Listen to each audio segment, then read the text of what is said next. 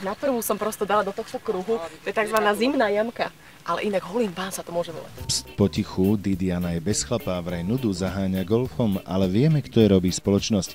Presnejšie, kto jej robil na táloch tento mladý vyšportovaný fešáčik.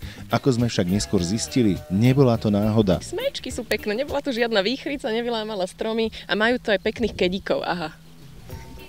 Takto nám Didi zdôvodňovala, prečo má k tálom blízko. Ale čo je vlastne kedík? Nuž, ako sme sa dozvedeli, osobný pomocník, ktorý sa vám stará o bek s palicami. Zatiaľ Didiana je jediná, ktorá má kedíka, takže asi si to môže dovoliť.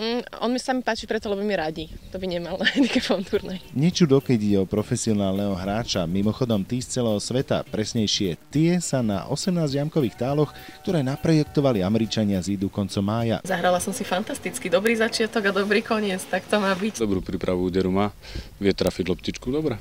Trefa na prvýkrát priamo do jamky, hole in one, niečo stojí. V golfovom klube rundu vždy na toho, kto ju dal. S minerálkou, s Vilmoškou.